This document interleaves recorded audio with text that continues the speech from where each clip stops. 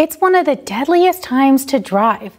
AAA predicts 582,000 West Virginians are traveling during the holiday period through the New Year's.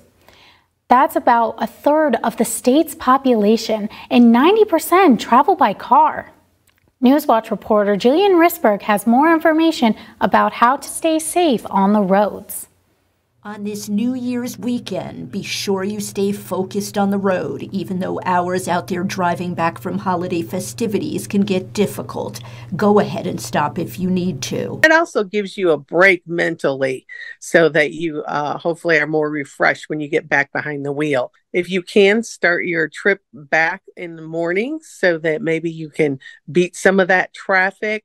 But we don't want folks to get aggressive behind the wheel and let those emotions take over. And aggressive driving includes not only tailgating, but also changing lanes abruptly, things like speeding and running traffic lights. New Year's is a dangerous time for impaired driving crashes. There are about 10,000 people killed every year, and even slightly more than that due to drunk driving crashes. And unfortunately, New Year's time period, we always see a spike in those types of crashes. If you're planning to go to a friend's house or to a bar to celebrate the New Year, before you ever head out, be sure to have a plan in place and schedule a ride share. Or make sure that there's a designated driver in your group. You do not want to get behind the wheel impaired, even buzzed. People think that, well, I'll just have a little bit, I'll just,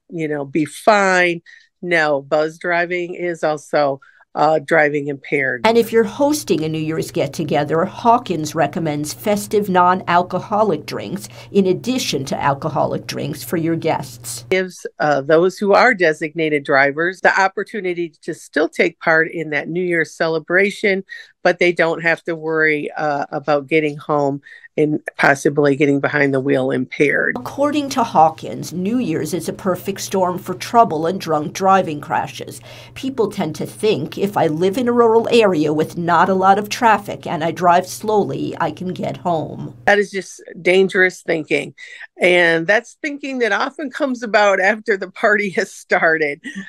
So that's why I always urge people to have a plan in place ahead of time. You can meet oncoming traffic, even in these rural areas. Celebrate the New Year. It's an exciting time, but do so safely. We certainly don't want somebody's holiday marred by a tragedy. Jillian Risberg for Newswatch.